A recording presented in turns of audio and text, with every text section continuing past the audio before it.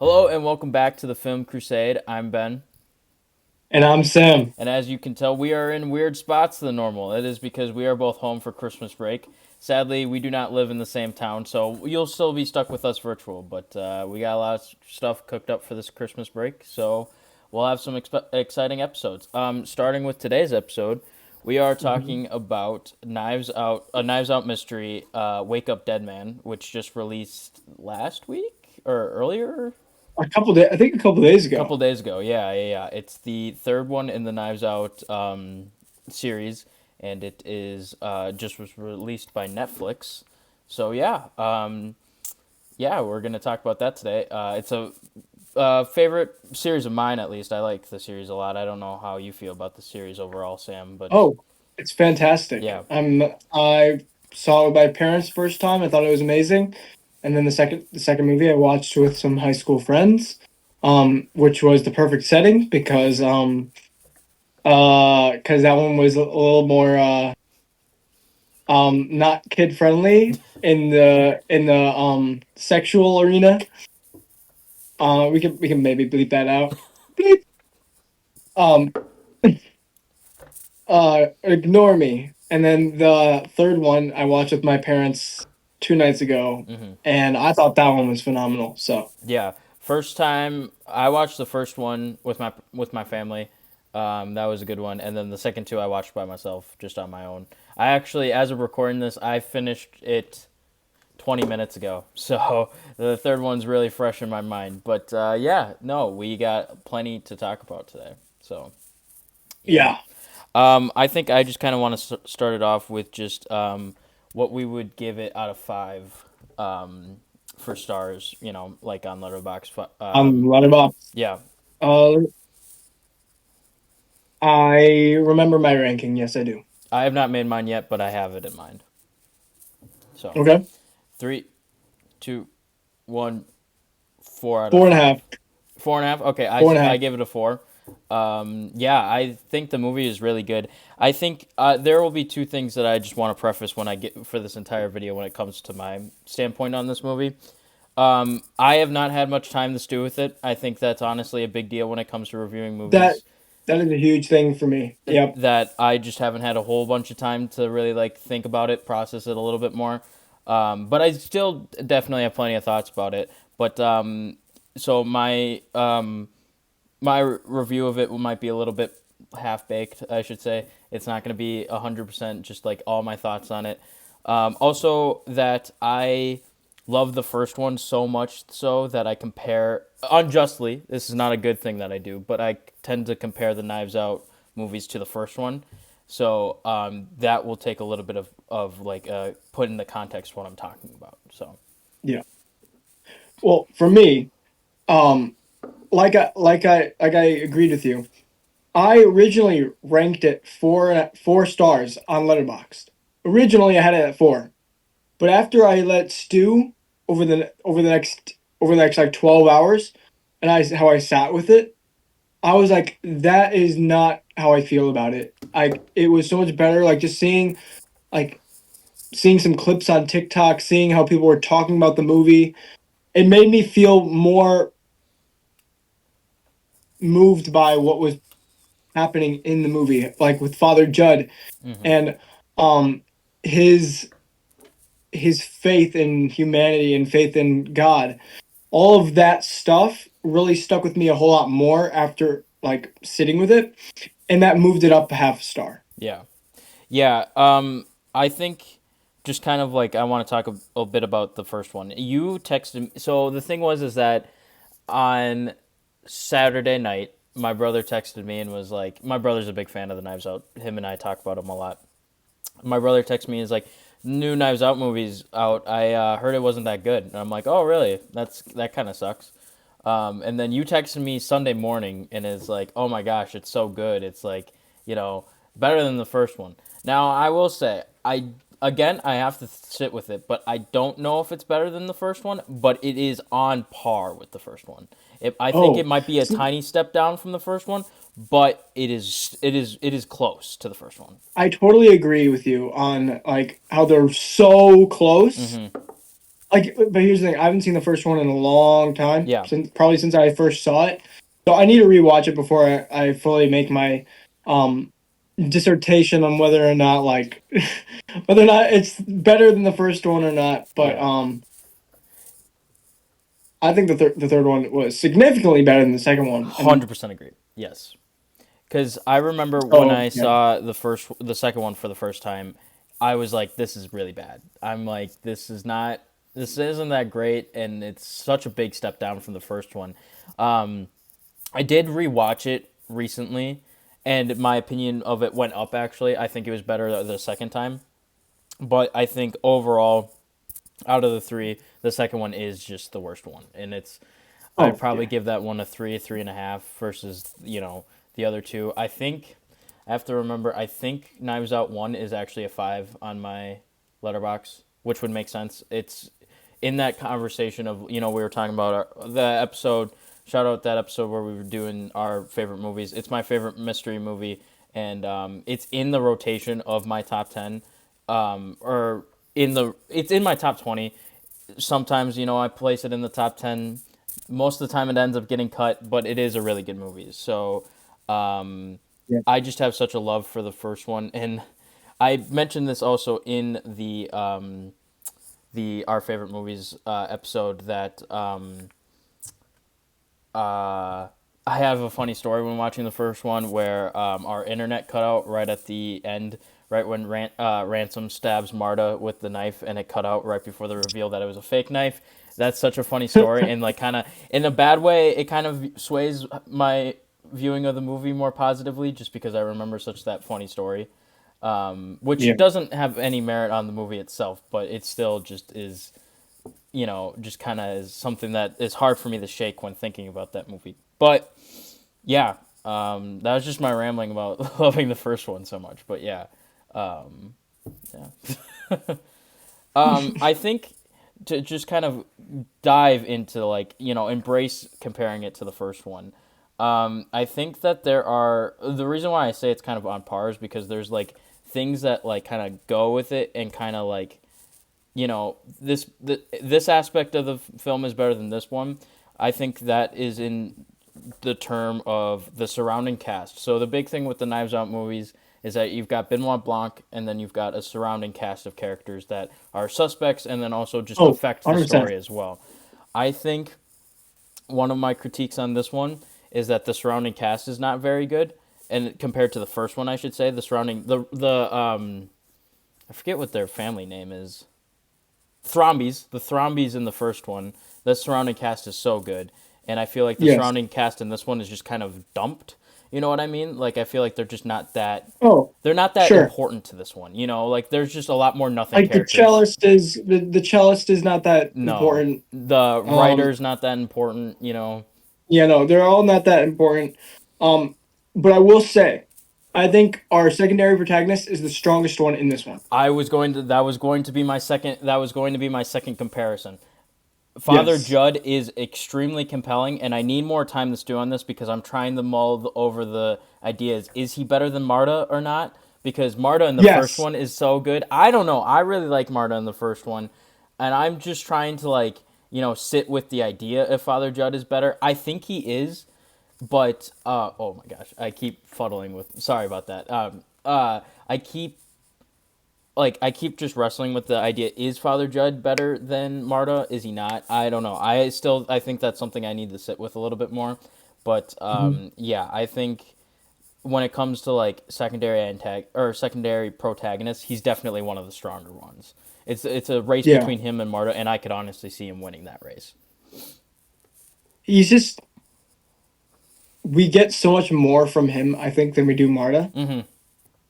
And also, like, I don't want to say that like he's the main character, or but he is. Yeah, He's the he main is. character. Like Daniel Craig or Benoit Blanc is kind of like this side character that's in each of these movies. He's not the main. He's not the protagonist. He's not. The protagonist is the person that we're following, Yeah, and the person we're following is Father Judd. yeah, We're following his story yeah. I think. because we never get anything from Benoit Blanc's story. Mm-hmm. This is just his mystery that he is trying to solve. Yeah. Yeah, I think to kind of talk about the second one a little bit is that like, and it kind of informs a critique I slightly have about this one as well. Is that Blanc's kind of sidelined in this one? I feel like like I don't feel like he's as present as he normally is in these ones, because I feel like Father Judd's like the absolute star of this one, but I feel like Blanc's a tiny bit more sidelined than we're used to. But I think that stems from Glass Onion being the fact that I feel like Blanc is more of the main character in Glass Onion, because they do Uh-huh. the fake out with who the secondary protagonist is, in the second one. So I think that I'm just so used to Blanc being the main guy that, oh, excuse me, when his role is reduced a little bit, he kind of feels a little bit pushed off to the side. Granted, I think that's honestly kind of a nitpick on my part. I think the stuff we get from Blanc is still really good in this one, and Father Judd, of course, like I was saying, is really good. It's just that I feel like it's a tiny bit drawn back than what we're used to, at least from Glass Onion, Oh coming yeah, off of Glass Onion. So, coming off of Glass Onion, I totally agree. You know, Benoit Blanc had definitely a more significant role in the first two. mm-hmm, Um, he was kind of like the main introductory character, like where we follow him in his pursuits, and then also Marta. mm-hmm, But in this one, we're following Josh O'Connor's father, Judd. yeah, We're following him and his story, and then Benoit Blanc isn't even seen until like almost halfway through the movie, yeah, yeah. which honestly, like, loved the exposition that we got in I this did. one. I actually Like did how really like that. Yep. the exposition we got, like how we got it throughout, and then we finally got to the mystery. We got so much to learn about Father Judd and about um Monsieur Jeff or Monsieur Wicks, Jeff Jefferson Monsieur Wicks. Wicks, yeah, Jefferson Wicks, yeah. And then we get all these side characters like Vera, Martha, Samson, Mm-hmm. Dr. Nat, Yep. uh Cy, Yep. and then we've got, the other detective who is not that important. I don't know why she's here. Yeah. Um I mean she's here but like she doesn't need to be. No. No, and I will But say, like, it's again, all I've talked about so far is like criticisms, but that's another critique I have. I did not like Mila Kunis's character in this one. I thought she was just kind of, oh no. I thought she was a boring. It was forced. Also, I just don't like Mila Kunis as an actor. Sometimes I feel like she's just kind of flat as an actor. Like she just doesn't give that good of a performance. And this one, I think, is not much different. But like I think like yeah, her character was just kind of annoying, and then she was like all like I'm not gonna like look into what you're saying here, Blanc. Even though you're like one of the world's greatest detectives, I know who the killer is, and I'm just gonna arrest this dude. Like, Her character was not needed, and also no, you didn't need to have a superstar for that role. And also, I just don't think Mila Kunis was the star for that role. no, it's like it was just a I waste of think they just character. miscat. They wanted a place for Mila Kunis or something, or maybe she's like a big fan of the movies, and they wanted to find her a role, but like not her.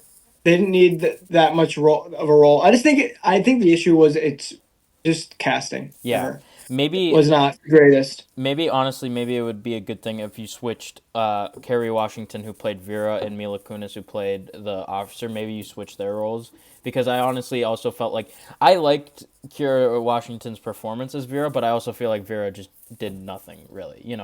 Like she just has one big reveal, and that's not even about her character, and it's like that's it. Like that's why I kind of talk about like the surrounding cast in this one is just kind of lacking. You know what I mean? Because like Yeah, you don't really see them that much, and then like they are important, but like they're not really important until the very end, and then it's like, so like that's why I kind of criticize the surrounding cast in this one as not being good, yeah, which, I agree. and I feel like with The best cast was the first one, yeah, that's for sure. mm-hmm, The second one was actually pretty it great. was pretty The second good, one had a really good cast. yeah, Dave Bautista was great. yep, Um, Ed Norton was good, uh, yeah, Ed Norton was great. Madeline Klein was great. mm-hmm, I'm trying to remember who else is in that one. Catherine Hahn, Leslie Catherine Odom Hahn. Jr. Um, I forget who plays Birdie. Was it Kate Hudson? Maybe. We'll get into Uh, that. yeah, I think just the one thing is like also is that like when it comes to like the cast of characters, the surrounding cast of characters, there's kind of like a superstar, and then there's like a couple other ones. I feel like there's not really a superstar in this one. These are like they needed one extra more oomph character. I feel like you know what I mean. One Oh, more oomph actor. I Like know. these actors would all be really good as a Knives Out surrounding cast, but like they just needed one more glue because like the first one is Chris Evans, obviously. He's the 100% the best surrounding character in that cast. And then the second one, I think it's kind of a mix between Dave Bautista does such a good job of being in the surrounding cast. Ed Norton's good in the surrounding cast, and then Hey, Hudson. Kate Hudson. Yeah, I was gonna say Kate Hudson's kind of like they put in the job to make the surrounding cast good. But this one, I And then feel they like wanted Madeline Klein for the younger audiences. yeah, yeah, and then They want to bring in like an older audience and then someone who's new, yeah, which Josh O'Connor fills yeah, for this movie, I think. And then also Callie Spaney, uh, Jeremy Renner is probably the one of the people in this one that probably carried a lot. And yes, also Josh Brolin. yeah. Um, Josh Brolin did really He well did in this really movie. well. I'm not his role is perfect. Yeah, I Uh, think that's the one Brian thing. Post. The one thing is that like I feel like Renner would have done really good in the in the Knives Out movie. I just think like I think they kind of relied on him to be the star of the cast, and like no knock on Jeremy Renner, I do really like him, but I don't know if he's a leading man because like there was like this big like you can see this tiny trend in like the late 20 or like mid to late 2010s where they tried to build him up to be a leading man because you know you look at the Mission Impossible movies, they tried to build him up as a secondary protagonist.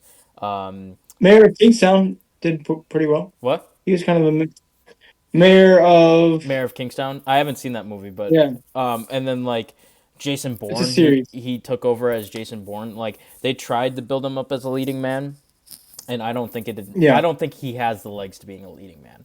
Like I like Jeremy Renner, but I think he's just too much of a side character, you know.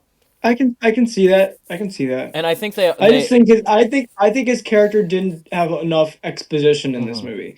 That's my issue. yeah, I think if they gave the side characters more exposition and obvious well, I don't want to take away anything from Josh O'Connor's performance yeah, because it was amazing. it So like was, I yeah, want to keep all that. But like if you add like 10-15 minutes of exposition for the other characters where we can learn a little bit more about them, like give them more reason to like have a motive. yeah, I feel like that could really impact what we like how we feel about each of this cast. And they just don't do that too much. yeah, I mean they explain like obviously how it happened, like why they did what they did, which honestly I can't really quite remember. For the for the character we're talking about, yep, um, I can't remember that person's exact motive. I remember the main killer's motive, yep. um, because that one was really sticks with you at the end. Um, but yeah, Yeah, I think they relied on Glenn Close and Jeremy Renner to be like the main stars of the cast, and I'm spoilers. like, well, no, she's a side character. You're making it a spoiler by saying spoilers, but they really relied on them to like carry the side cast, and I'm like, I don't know, I don't see the two of them being able to lead that. Glenn Close, amazing actress, but like for a Knives Out mystery, I don't know if I rely on her to be the lead. So at least for the side Mhm. characters. So yeah, that's just kind of my main gripe about the side cast. Like I said, it's well like I like the actors that play them. I just don't think that they are given much on that front. So I mean, yeah. All right, into spoilers. yeah, Um, there is a pattern okay. of the killers, and this is crazy. I mean, I remember someone pointing this out in the second movie, after the second movie, and now it followed through with the third. And this is crazy. Oh, I think I might know All what of it the is. killers are Avengers characters. Oh, okay. Captain America, Hulk, and Hawkeye. All of them are the I killers. thought you were gonna say the iPhone thing, and I'm like, I don't remember any of them having iPhones really in this one. And which is funny, in this one, Hawkeye kills Thanos. Yeah, I guess you're right. Yeah. So Also, that's a pattern. Glenn Close was also in the Guardians of the Galaxy as Nova Prime. Exactly, yeah. There's that. Thompson Hayden Church, he's Sandman. Sandman. Yeah, Sandman. Uh, yeah. I mean, I don't think that's on purpose, Dave but Bautista, which tracks. Yeah, but Dave Batista got killed in the last one. that's true. Yeah. I And don't. so did Sandman.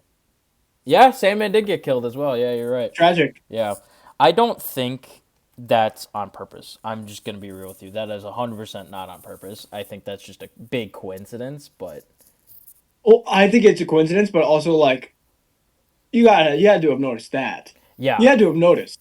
yeah, it's 100% a coincidence. They're not casting these people for that reason, but because Oh, I don't think they're casting them for that reason, but they wanted like the only credence I can see for them casting that is Chris Evans as Ransom, because I think because you got to think Knives Out 1 came out in 2019, so this is I think it came out after Endgame, so people are right off of the Captain America, Chris Evans, the Boy Scout good guy, Captain America. I think yeah, when I saw it, I was like, "Oh no way, Captain America's the bad guy," And I think that's kind of I think that is a casting that plays into that, but I don't think the other ones do, because like Edward Norton, people forget he's the Hulk half the time. I don't think yeah. they really cast him for No, that. that one I give a little slack, and then the Jeremy Renner one, he's not the main killer. No, So he's like, not. and he's barely involved, Yeah, and like I said, you could forget that Glenn even though Close was in it. even though he's the one who does the killing. Yeah, but and then Glenn Close, you can forget that she was in Guardians of the Galaxy. So Yes. yeah, But yeah. that is a really funny coincidence. So if we see Robert Downey Jr. getting Robert cast Downey in the Jr. next in Knives Knives Out, Out we're 4. done though. I'd like to see Robert If Downey we, Jr. in Knives Out.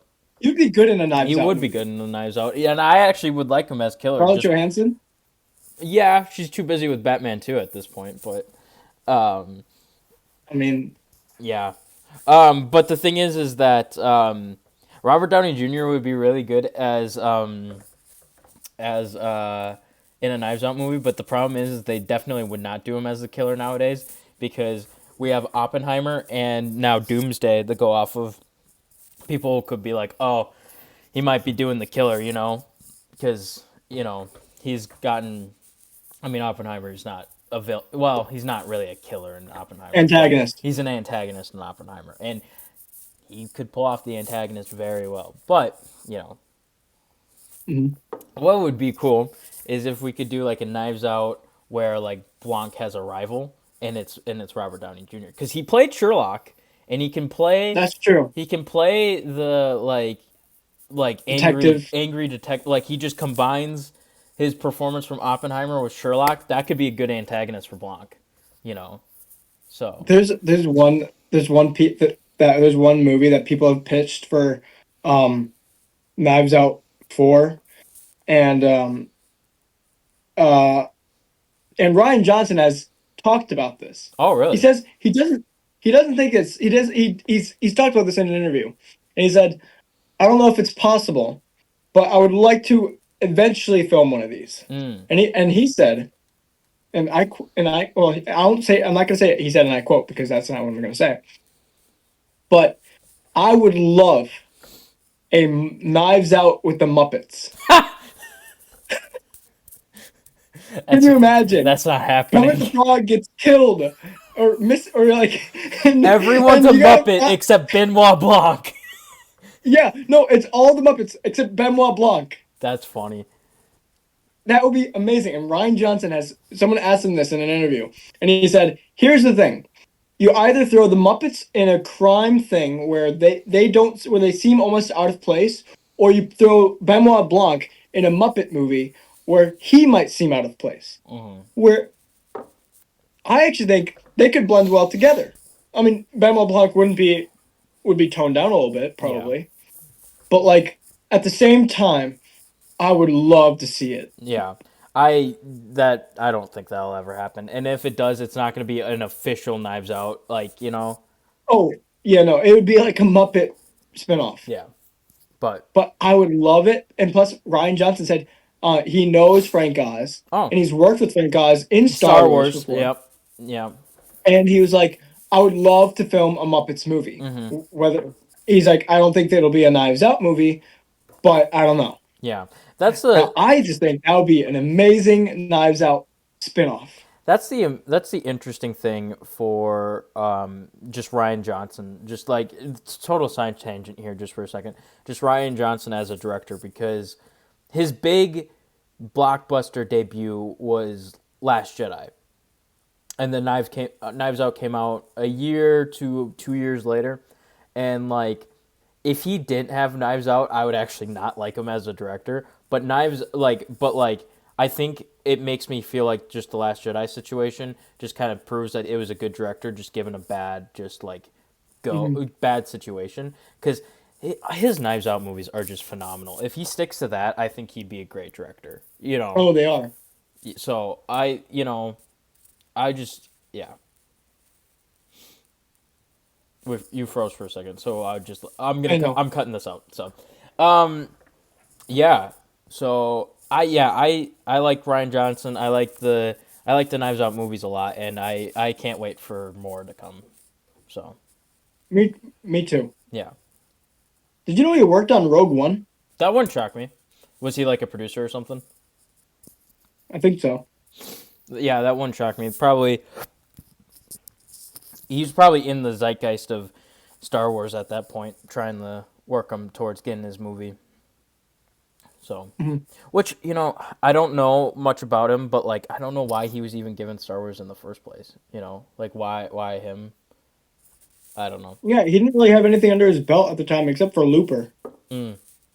Like J.J. Abrams at the time made sense because J.J. Abrams did Star Trek, and Star Trek, from what I've heard, was really good. His Star Trek was really good, from what I've heard.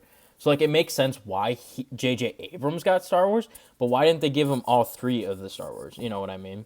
I think they wanted to get him Yes. out sooner, but like still, I don't know what the big deal of just giving J.J. Abrams all three was. And then yeah. Anyway, Yeah. this is not what this video is about. Sorry about this side tangent, but yeah. It should have gone to, but just to continue your tangent, it should have gone to J.J. Abrams Mm. because he did Force Awakens, and Force Awakens was so It good. was a good start. So It was a great start. yeah, I hot take, and we've talked about this. Han Solo, best decision they could have made for that start. yeah. I feel like we can't make a video about Knives Out and Ryan Johnson without at least mentioning a tiny bit of Star Wars. So yeah. So a big part of this movie is a lot of the Catholic themes. Sam and I are both religious. We actually met through our college's campus ministry, so that's how we know each other. And it's something that just it's an interesting thing to watch through a Catholic lens of it because the both priests are Catholic priests, and it's set in a Catholic church. You laugh a little bit at calling Monsieur Wicks is crazy. you laugh a little bit on Monsignor Wicks, I think, but yeah. I just want to talk about the Catholic lens in the sense of Father Judd.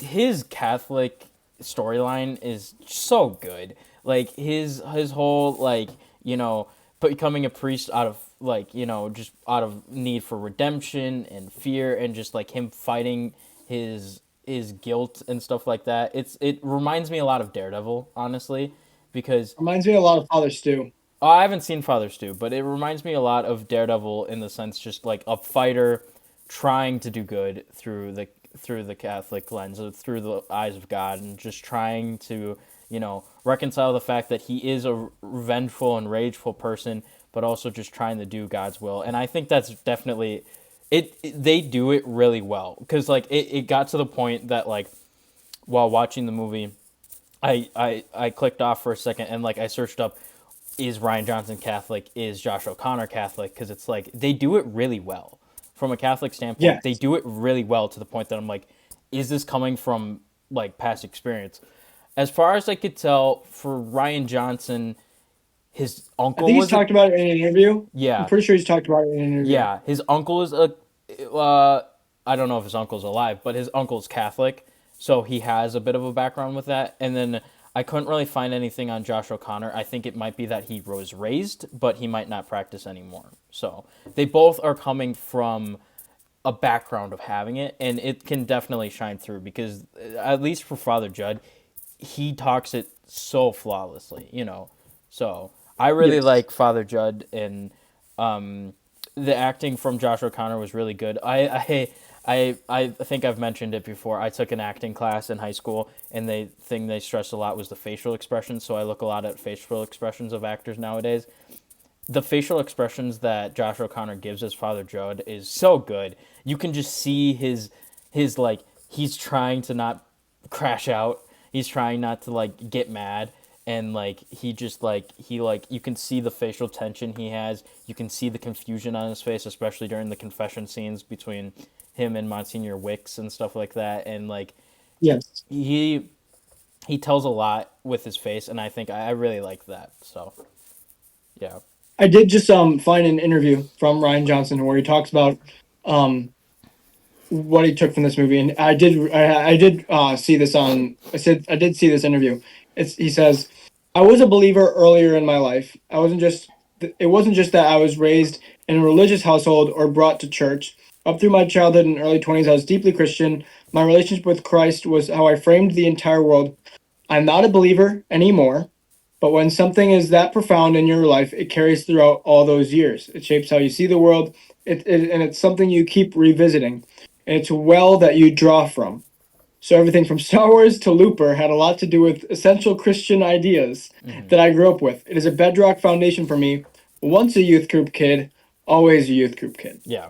Which I mean, I can see where he's drawing everything from. He's drawing Hmm. it from this childhood and all and all those things. And he talks about how in Wake Up Dead Man he kind of like he talks about the different spectrum of people in Christianity and how there's people who are like um who push it a little too Yeah. much, or in the sense Yeah, like Jefferson Wick and you can see that. You can see and like the kind abuse. of zealous. You can see the zealous Catholic. You can see it in Wicks. You can see it in Martha, and then you can see kind of like the other ones. Like you can see the lukewarm in like um, I don't know.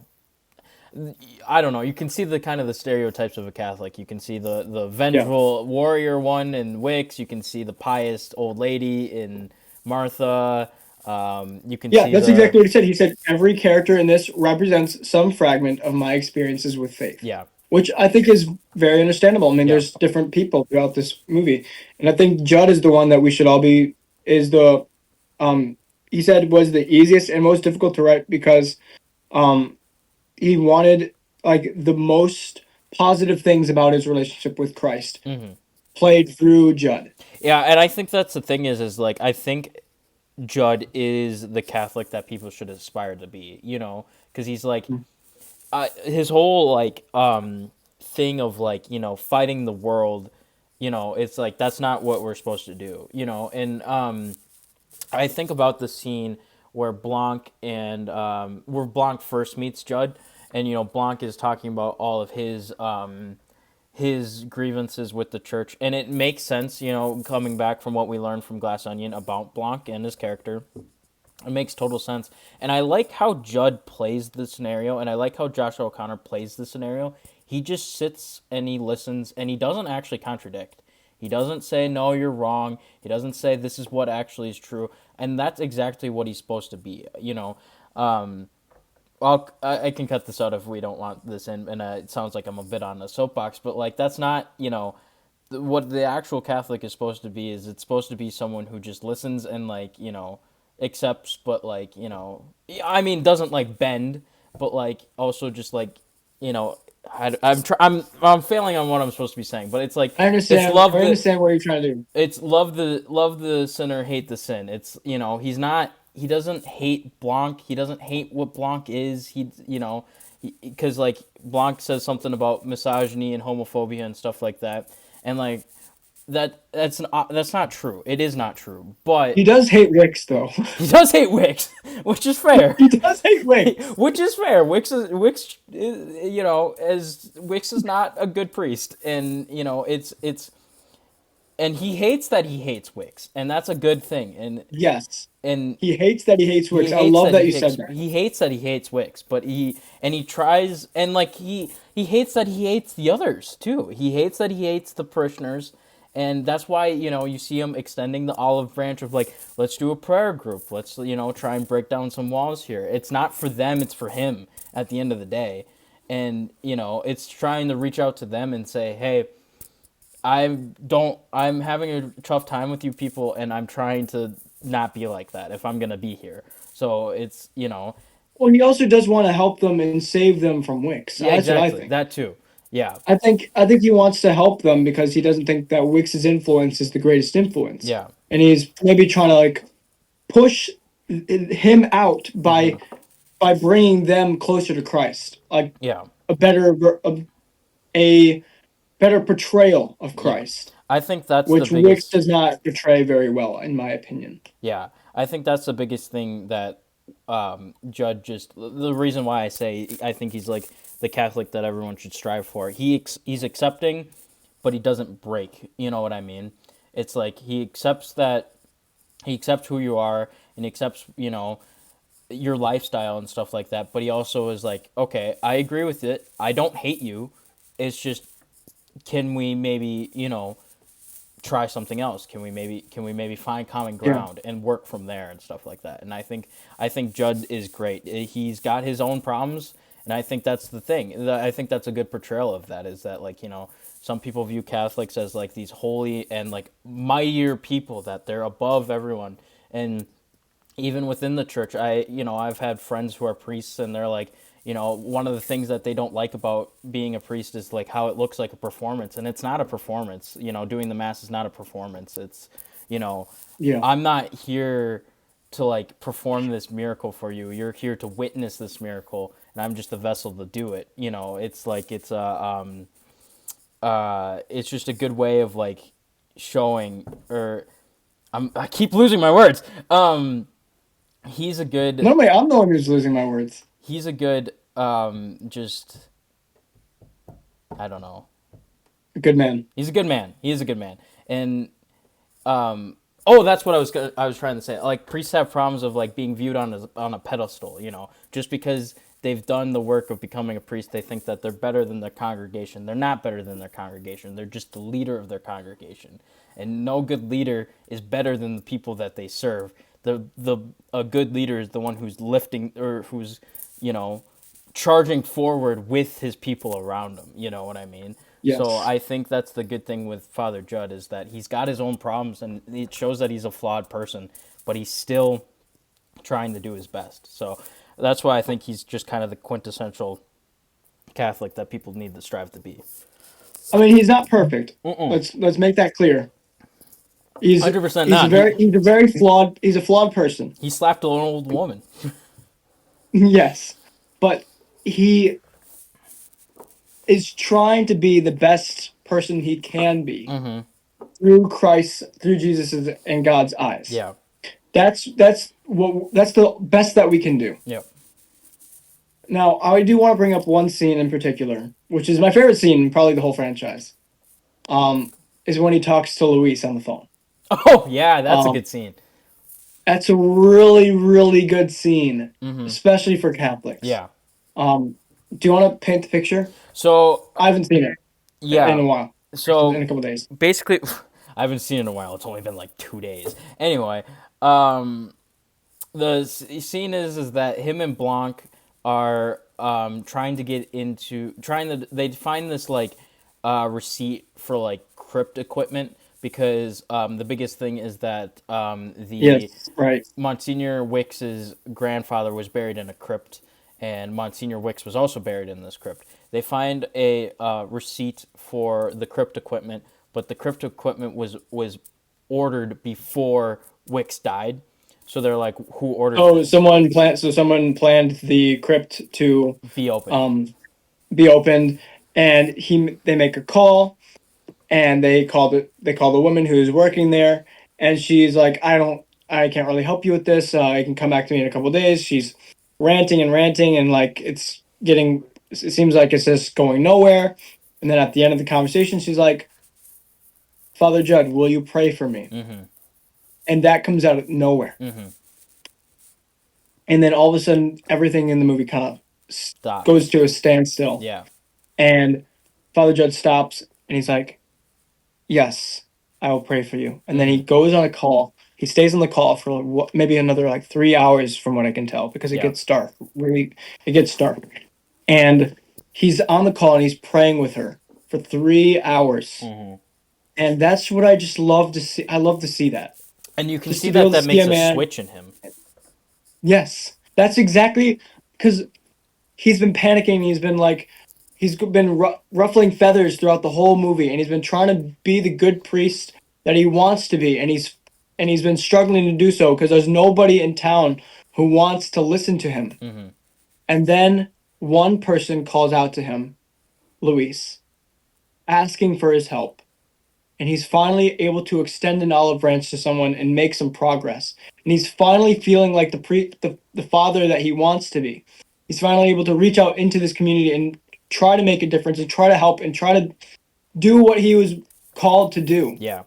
And you can see it on his face that he's finally achieving some peace of mind being able to do this. Like you could see him calm down in all of his motives. You see him saying like, I don't need to do this anymore. Mm-hmm.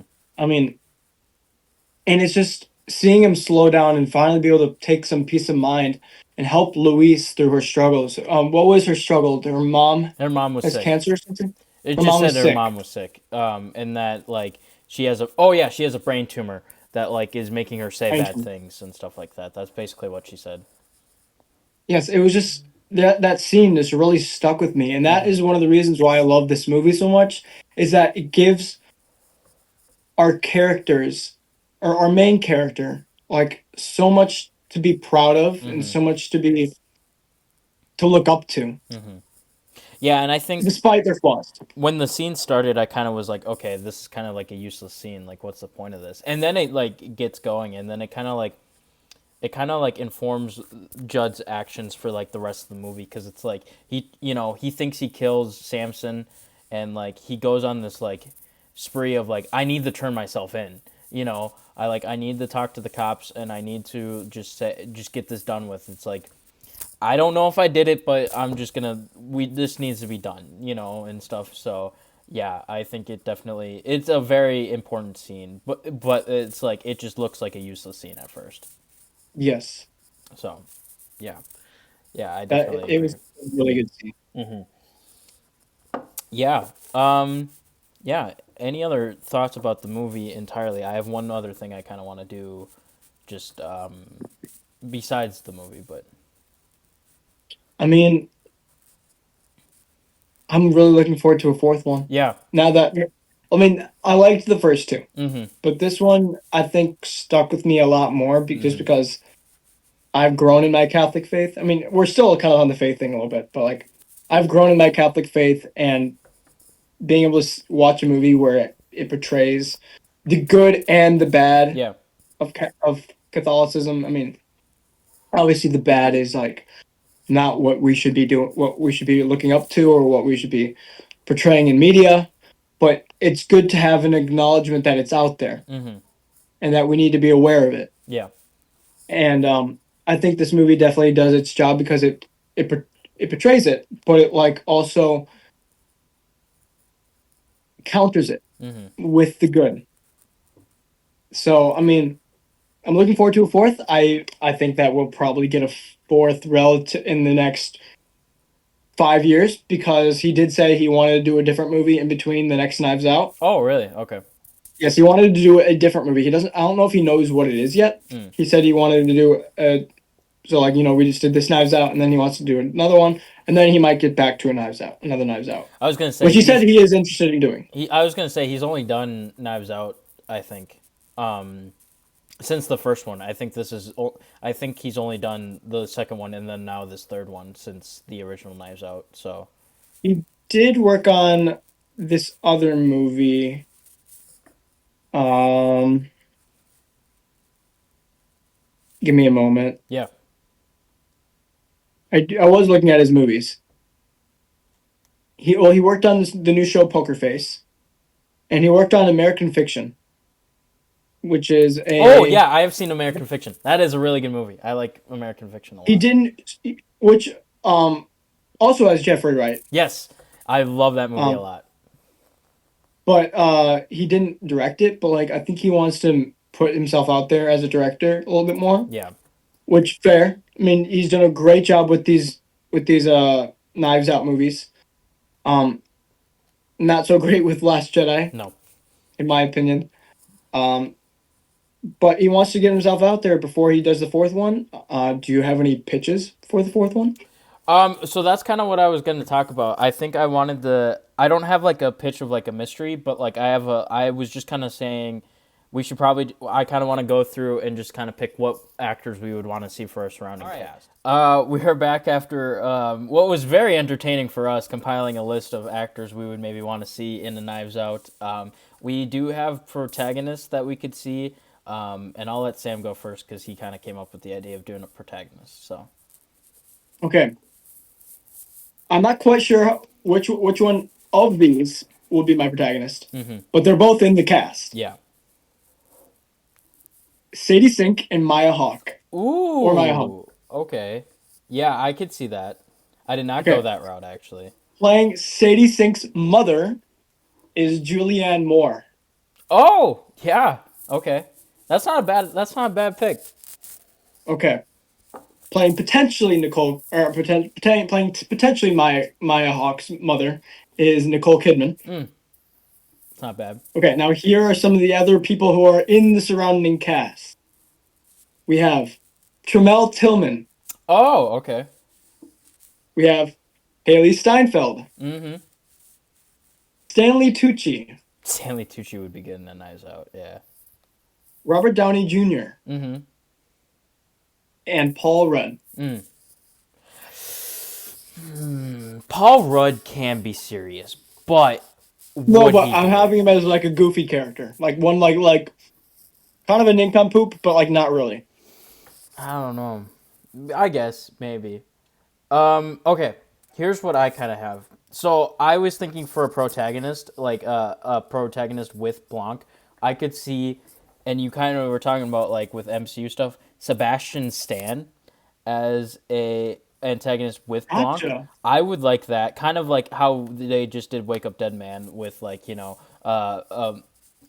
leading guy as the secondary protagonist. I think he could do good.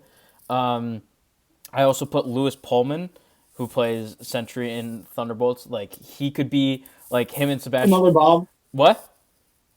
Is he Another like Bob. Bob? Yeah, his name's just Bob again. I think he could do good. You can maybe do a cool thing where just in the meta thing too, where Sebastian Stan and Lewis Pullman are brothers. I mean, they don't look like crazy similar, but like they could pass. I think Um, I was also thinking Jennifer Lawrence would probably be good. She could play Mm. someone like she could play like an eclectic person, just like in a cast like that. Johnny Depp, I think, would be good, and he could play one of I don't those. think Johnny Depp's gonna be acting for a little bit. I don't know. People are kind of trying to. I don't know. I feel like he's. I've heard that people are trying to bring him back for stuff, but I could see him not. But maybe it's a good thing to like get him back into the Hollywood sphere. Um, Yeah. Winona Ryder. That's the Stranger Thing rep I have. She would actually be really good in it. She could be like a maybe like her son gets killed, or maybe she's Sebastian Stan and Lewis Pullman's mom or something like that. Or Sebastian Stan's mom is Winona Ryder. It's like a 10-year gap. yeah, I guess. I don't know. Maybe they could pull it off. Hold on, how old is Winona Ryder? She probably isn't actually that old because she's probably 20 in the 80s. So And then Sebastian Stan's probably like similar age actually. 43 versus 54. She'd Ugh. be 11. Yeah. Yeah, I don't think so, buddy. Well, it doesn't have to like, not everyone who plays parents and like are like have that big of an age gap. Like DCU Rick Flag and Rick Flag Jr. aren't their ages aren't that far apart. Matt Damon, I think he would be good in Knives Out. Maybe I Mm. feel like that's a tiny bit too much star power, you know. But I think he would be good. I had this for this next guy. I had a bit of a crazy pitch. Matthew McConaughey. You could do a Knives Out story where like there's a killing in Texas, and like Matthew McConaughey is Oh, the local sheriff, and like he's got a who's getting killed? That's the question. ooh, that's a good one. I don't know, but yeah, I don't know. Out of my list, I don't really have anyone you could probably kill. I don't know. Maybe Johnny Depp. Maya Hawke gets killed. Maybe Johnny Depp gets killed. But yeah, no, I think it would be funny if like say like there's just a murder in like a small Texas town and like Matthew McConaughey is the local sheriff and he's like just crazy incompetent and just dealing with Blanc. Anyway, Gotcha. just some rapid fire other names I had that I would maybe want to see. Jamie Foxx, I think would be funny. Yeah. Brian Tyree Henry, Miles Morales' dad, Megatron, and Transformers One. I think he'd be funny. Yes. Anna Kendrick, Halle Oh, Berry. Anna Kendrick would be great. I could see Halle Berry playing like kind of I didn't see Halle Berry. like a widowed mother or something like that. Kind of like Vera or something. Yeah, some kind of similar role to that. Um, Kind of a star that I could see like needing like just a big break again would be like Lindsay Lohan because she's like coming back because like she's kind of like reinvented herself and but like she could use like a huge blockbuster like a new Knives Out like and I mean What she about a knows non-actor? non-actor. Josh Allen. No, Josh Allen is not no. No, mom, no, leave Josh Allen out. Patrick Mahomes in there with Kermit and have them just bicker. Josh Allen needs to focus on playing football. Okay. No. I want an athlete in there. I want an athlete or a singer. I don't know. But the thing is like, Sabrina Carpenter can act. what's the precedent of that in the other Knives Out movies? No, I'm just saying we should expand. I don't know. I don't know if Knives Out is really the series for that. Though Maybe it could possibly be the series for that because you just need wacky side characters. But yeah, I don't know. use And all then real people and then make it a conspiracy whether it actually happened. the last one I have, who I could also see being a protagonist, would be Anne Hathaway. I think she would be a good protagonist with Blanc. That's really good, actually. I think she could like I don't know. Her father gets I could murdered. also see her as a killer. I could see her as a killer as well. You know, they always suspect that like the main character, like the main protagonist, is like a killer. And like maybe they do this side route where they don't actually do that for this movie. They don't like suspect that the main person is a killer until they actually are the killer. Because I didn't want Judd to be the main killer, but I was like he could be the main killer. Like they could go the route of like finally making the main protagonist the killer. So what They if haven't done it yet. Blanc's the killer? That would be the last one. That would be the last one. They're not. No, Blanc would never be the killer. But yeah, I will. Just one other, just kind of tiny gripe about just I kind of the series as a whole is like the one problem I kind of have is like it's just a personal thing. Is just like they make such good characters and then we just never see them again. Because like I would love for the return of Lakeith Stanfield's detective from the first one because he's really good and he has really good chemistry with Benoit in that one that we haven't seen really since between him and a police detective. So like I would love for Lakeith Stanfield to come back, but I don't know. It probably won't ever happen. I honestly don't It see was them ever returning a character from a previous one into the next one besides Blanc. So Yeah, no, me neither. Like I love Father Judd, but I don't think he's gonna. I wouldn't want to see him come back because No. his story came full circle. Yeah, Judd, I for sure would be like, I don't want you to come back. I Because think. no, like I loved his character. He's probably my favorite character besides Benoit Blanc, Hmm. probably. But I would like no, don't have him come back. Don't want to. There's no reason for him to come back. Yeah, yeah. I think that's the thing, and I think, yeah, I think I wouldn't want him to come back. And the only two I could really like make a case for wanting to come back is, like I said, Lakeith Stanfield and then Ransom from the first one. But yeah, I don't think they'll ever come back. So Hmm. yeah. So All right, all right. Sorry, I feel like this episode was a little bit unorganized and a little bit all over the place from the two of us. But that's kind of what you get for some this episodes with last us. 30 minutes was all us Yeah, casting stupid stuff. this last 30 minutes was all a little bit all over, but that's just what you get with the two of us. So, thank you guys so much for watching, and next episode we will be celebrating Christmas. So, Merry Christmas to all of you, and we will see you then. Ho ho ho! Goodbye. Bye.